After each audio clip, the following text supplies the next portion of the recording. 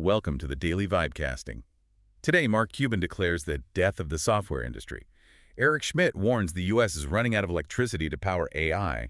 And Hollywood is ready to sue ByteDance into oblivion over a new video tool. It's quite a day. It feels like the entire tech industry is groaning under the weight of its own ambition. Let's just jump straight into that lead story then. There's a viral thread making the rounds from a user at ARA00CK3T33, and it's quoting Mark Cuban dropping an absolute bomb on the tech sector. I saw this one. His claim, software is dead. Which is, that's a pretty bold statement from a guy who made his fortune in the dot-com boom. Right, but here's where it gets interesting. He isn't saying computers are vanishing. He's saying the era of rigid, one-size-fits-all SaaS, software as a service, that's over. Okay. He thinks everything is now shifting to customized intelligence. The big phrase here is pivot from software as a service to service as software. Right. Let's unpack that because it sounds a little like buzzword soup, but the economic shift there is massive. The current model is what? You buy a subscription to Salesforce and you change your business to fit their tool. Exactly. Cuban's arguing that with AI, the tool adapts to you. So the value moves away from the software builder and towards the person doing the implementation, the technical translators who can actually make the AI do what a business needs. That's the key. And at R0CK3T23 points out the real opportunity is this long tail. We're talking about 33 million small and medium-sized businesses in the U.S. alone. Who don't have AI teams on staff. Not at all. They need custom solutions. So Cuban's bet is that the next trillion-dollar wave isn't about building the model, it's about applying it. Okay, but I have to push back on the optimism here. If generic sauce dies, what happens to the valuations of the current tech giants? These are companies priced on the idea they can sell the same code to millions of people for basically zero marginal cost. A perfect scaling model. A perfect scaling model. And if everything suddenly needs to be customized and implemented, that sounds a lot less like software and a lot more like consulting. And consulting just doesn't scale. Well, speaking of scaling and valuations, let's look at the numbers because they are getting, frankly, dizzying. User at Daniel is Dizzy flagged that OpenAI is apparently targeting a $1 trillion valuation for a 2026 IPO. $1 trillion. $1 trillion. And Anthropic is eyeing $500 billion.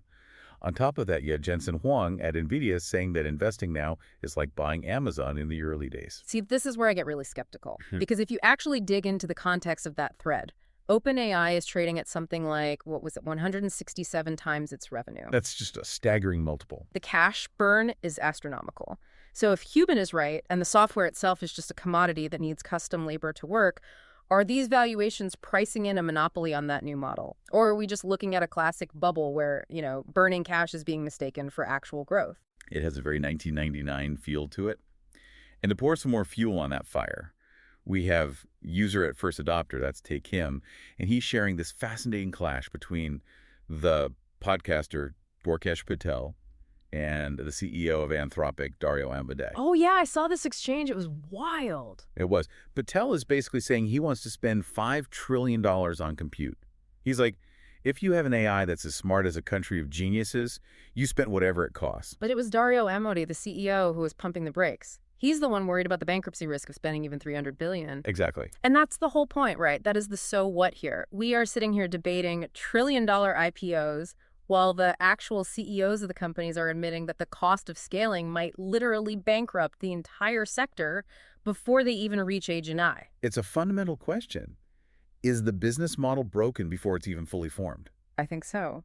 That brings us perfectly to our next big topic, because even if they had all the money in the world, they might not have the power. I mean that literally. The electricity bottleneck. It's the real ceiling. We've got a post here from @TeslaOwnersSV, and it features former Google CEO Eric Schmidt. He told Congress we need 92 gigawatts of new power just for AI. 92. Just to put that in perspective for everyone, that is somewhere between 60 and 92 new nuclear power plants. Which, let's be honest, we are not building in the next 5 years. Or even 10. No way. The permitting alone would take a decade. So Schmidt throws out this wild idea. Data centers in space. And what's so telling about that is the desperation. When very serious people start suggesting we launch servers into orbit just to get around the power grid, you know the situation on the ground is dire. That doesn't even work. Well, let's connect the dots. Space data centers. Yeah. First, you have latency issues. The speed of light is fast, but it's not instant. And then launch costs. Even with SpaceX, you're talking $10,000 a kilogram. The grid is the hard ceiling on those trillion-dollar IPOs we just discussed. You can't have a trillion-dollar AI if you can't even turn it on. So while the U.S. is dreaming of orbital server farms, user at Rohan Pillai shows us what China is doing right now to solve this land and power scarcity issue. And it is actually brilliant engineering. They're using something called fishery photovoltaic complementary, FPC. It's basically a two-layer system. You have solar panels on top. And shrimp and crab farms directly underneath. Right. And it's not just two things in the same place. They work together. Exactly. The data in that post is incredible. The water cools the panels, which increases their efficiency by 10%. And the panels provide shade for the water, which reduces evaporation by up to 90%. So they get more power, they keep their water, and they're growing food. It's a perfect loop. While we're over here debating sci-fi solutions like space servers, China is just dual-purposing their land with extreme efficiency. That's an efficiency gap. The bottleneck in the West isn't just about power plants, it's about land use and red tape. China is solving both at the same time. Okay, moving from the infrastructure to the tech itself. It feels like we've entered the agentic era, and it is getting chaotic. User at Roundtable Space posted a demo of something called OpenClaw. The do-it-all agent. I saw this. One prompt, just Yeah. one single prompt. It connected to over 50 APIs, generated a logo, created a podcast, and then produced a video instantly. It's impressive, no doubt. Yeah. But you have to look at the security side of this. The context in that post mentions CVE vulnerabilities. I mean, think about it. If you give an agent full access to your device to do everything, You're opening the door to everything. you're creating a security nightmare. You are installing a super capable, unparalleled backdoor into your entire digital life if that agent ever gets compromised. But the big corporations are going all in. User at Antigravity, who's from Google DeepMind, showed off their new agentic IDE. It's a coding environment where an agent called Nano Banana Great name. generates images and inserts code for you automatically. And this just reinforces that death of software point from the top of the show. Coding is shifting from writing to prompting and supervising. The entire skill set is changing in real time. And it's not just the coders who are feeling the heat. The creative wars are escalating. We have users at Menchoi and at Iwanglu both posting about Seedance 2.0, which is from ByteDance. The parent company of TikTok. That's them. They took the anime Attack on Titan and just turned it into photorealistic live-action video. One user commented, VFX is almost free for everyone now. That's the wow factor for sure. But then you have to look at the backlash that at Iwanglu is highlighting. Hollywood is already trying to get this taken down. They're claiming it was trained on stolen IP. And this is the debate of the next decade, isn't it? Is this the democratization of creativity, or is it just sophisticated theft? If the studios sue over the training data, these amazing tools like Seedance might just end up geo-locked to China. Creating a huge creative divide. A huge divide. You could have one half of the world generating blockbuster movies from a prompt while the other half is just stuck in litigation. And speaking of AI-generated content, we have to mention at Grok, they released a 4.3-minute AI film called Orbital Love. It's surprisingly emotional. Well, it's marketing for the model, let's be clear. But it does show you that the uncanny valley is closing, and it's closing fast. Let's pivot now to culture and society, because the way all this tech is being built reflects the people in charge. There's a post from @IAM Zanachek about Elon Musk pulling an 18-hour marathon at XAI. The brute force method of leadership. Exactly. 5-minute interrogations with every single engineer. Unfiltered feedback, just this relentless intensity. And that can be really effective for solving engineering problems. But it's fascinating to contrast that with the post from @Barack Obama today. Right. Obama was talking about building pragmatic coalitions, about maintaining values and decency while still getting things done. He used Minnesota's resilience as an example. You've got two completely different leadership styles competing for the cultural zeitgeist. Musk is all about engineering intensity, solve the problem at any cost. Obama is talking about the civic fabric, how we treat each other while we solve problems. It's optimization versus cooperation. And we're seeing that optimization mindset hit the streets. Yes. Very literally. User at Sawyer Merritt shared footage of the Las Vegas Police Department rolling out Tesla Cybertrucks. That image is striking. The argument is efficiency. They're saving, what, $9,500 a year per truck?